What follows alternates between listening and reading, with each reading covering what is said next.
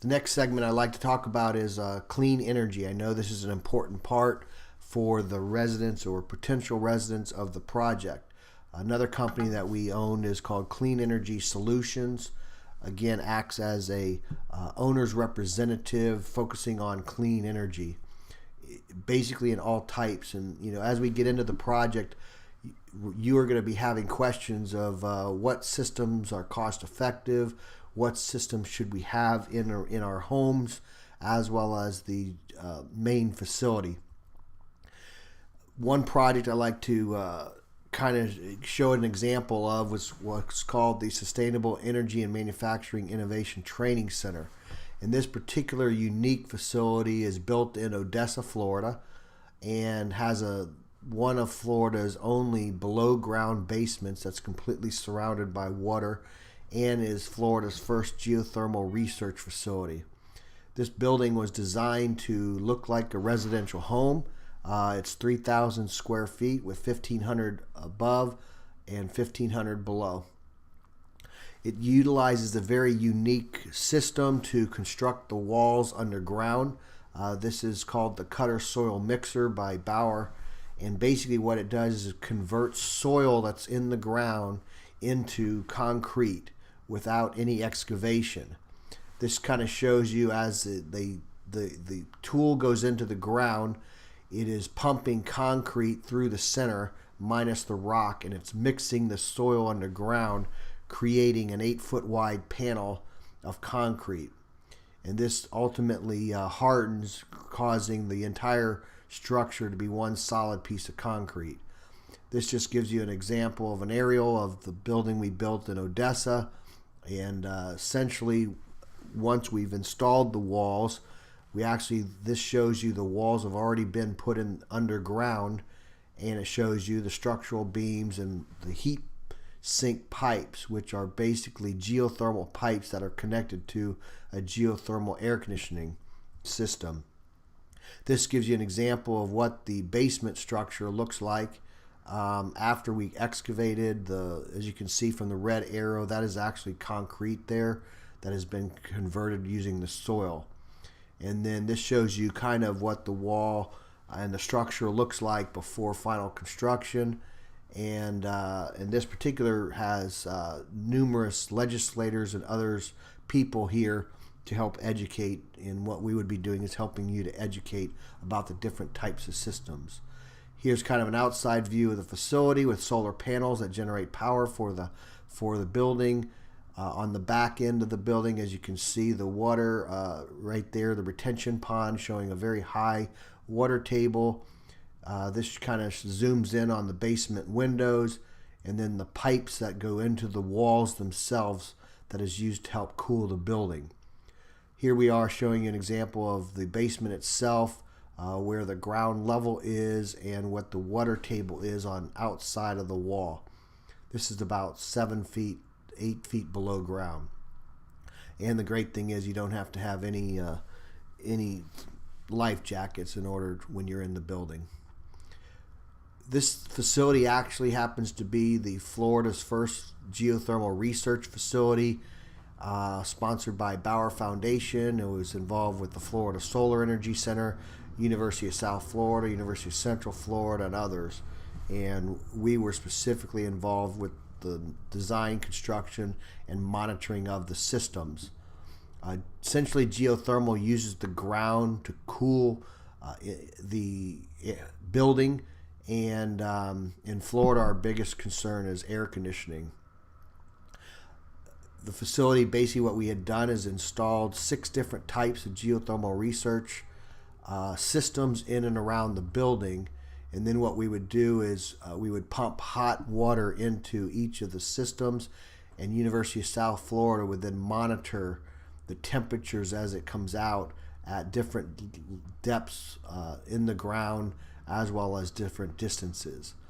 What the whole concept and purpose of this project was is if you have your typical energy cost of a traditional home, and then you put a basement system in, which is unusual in Florida, but because of utilizing the natural cooling of the ground, of which averages 72 degrees, we can actually reduce our energy loads We could then add geothermal or other systems in to even lower it.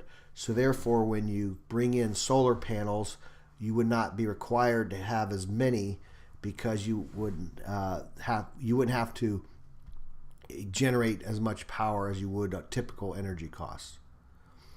Another concept we had developed was the neighborhood.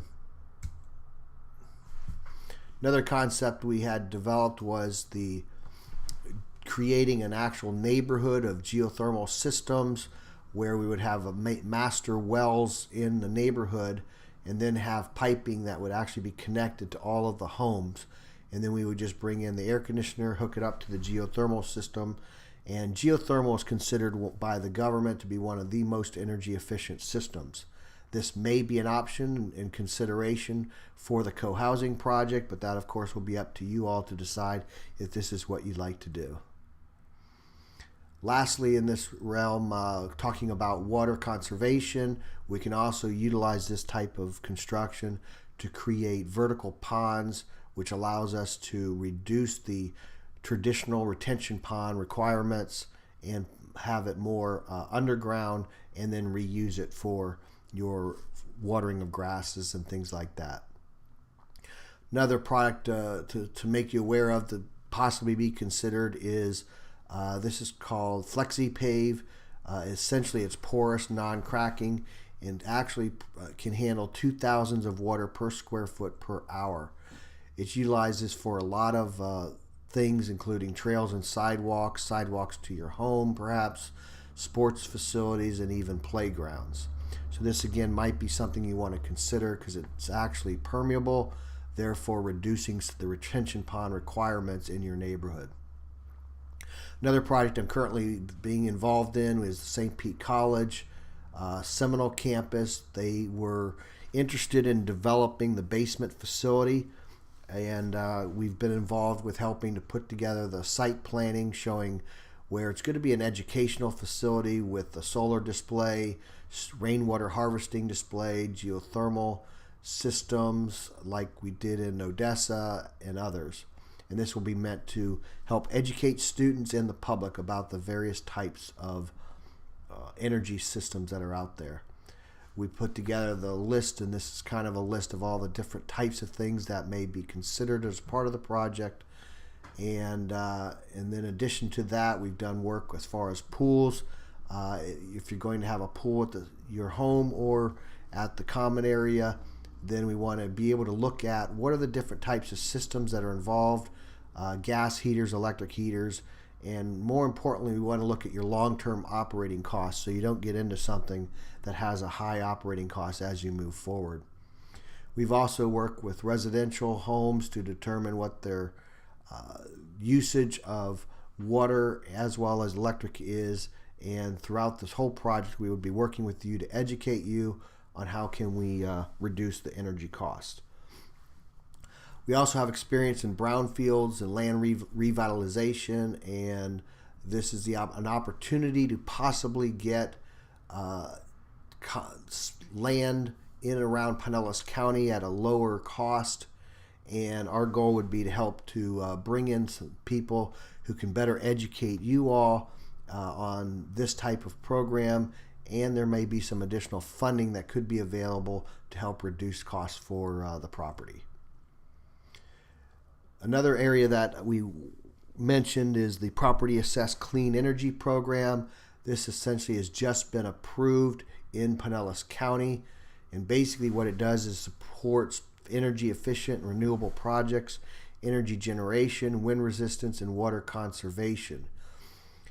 Essentially, it provides third-party funding that is paid back as a voluntary contractual assessment, but it appears on the tax bill. It's similar to school bonds.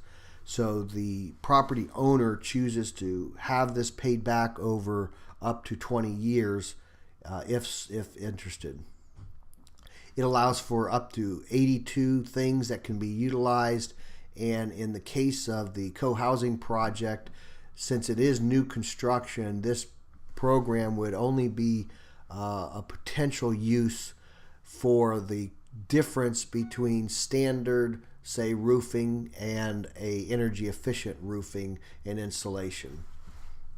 We can get it more into that as we move forward.